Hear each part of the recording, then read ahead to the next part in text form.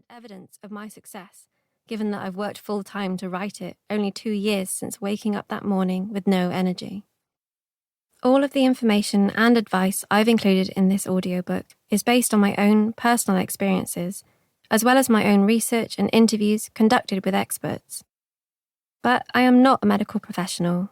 This audiobook is not intended to be a substitute for the advice of a doctor, and it is advised that anyone who has been feeling low on energy or fatigued for a few weeks or more visit their GP. There are so many reasons why a person might feel tired. Fatigue is a common symptom of cancer, diabetes, depression, endometriosis, thyroid disorder, and heart disease. There are conditions that disrupt sleep, like respiratory diseases, sleep apnea, and dementia. People who are pregnant often have trouble sleeping and experience daytime fatigue. And of course, parenting leads to many sleepless nights. Intense stress, anxiety, burnout, excessive drug or alcohol use, shift work. Feelings of fatigue are so common and the consequences so underappreciated. When you're fatigued, your whole world is affected. Sometimes it appears as a weakness in the body, so that every movement is difficult and tasks you once completed with ease now take tremendous effort. Sometimes it's felt as apathy, a struggle for enjoyment or enthusiasm, or even the motivation to get out of bed in the morning for another day of tiring work with no tangible reward. In the past, I've struggled when I've heard healthy people complain about being tired. It felt like hearing rich people complain about the cost of something. But I've come to see just how pervasive feelings of fatigue are and how detrimental they can be to a person's life. It doesn't matter whether one person is more tired than another or has more claim to the descriptor fatigued. What matters is how we all move forward at a pace that is more sustainable. I want to thank Dr. Ellen Goudsmit, who was the first to introduce pacing to the scientific understanding of ME/CFS. Dr. Goudsmit has been a lifelong champion for those with ME/CFS, holding steadfast in the face of the stigma that surrounds the condition and the questionable research methods that have sometimes been used in its study. Her work, which includes not just pacing, but also premenstrual disorders, depression, cancer, and more, has changed lives. Without her, I would not have written this book. Pacing isn't a cure for ME/CFS, cancer, or any of the aforementioned illnesses.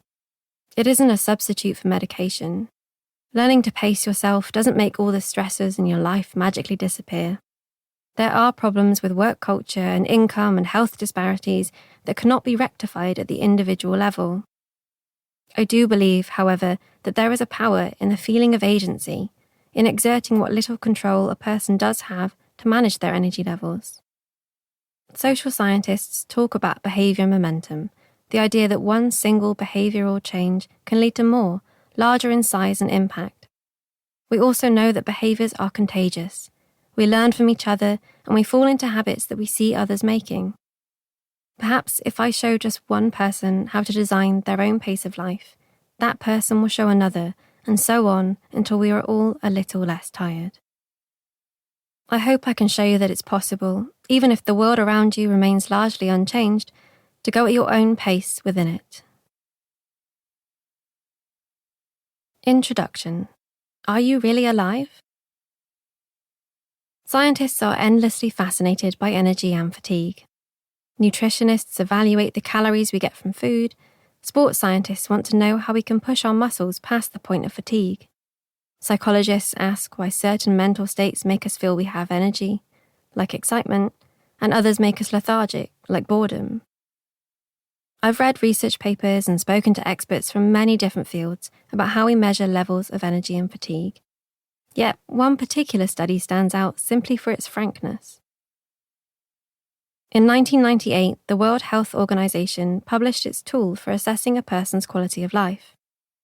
The survey was concerned with an individual's perception of the life they led, how their way of living day to day compared to their long-term goals, what expectations they had for the future, their standards and value systems, as well as any concerns they had. It consisted of 100 questions, enough to make anyone wonder how their life choices had led them to voluntarily agree to such an undertaking, and is still used in an abbreviated form today to assess quality of life around the world. One section of the survey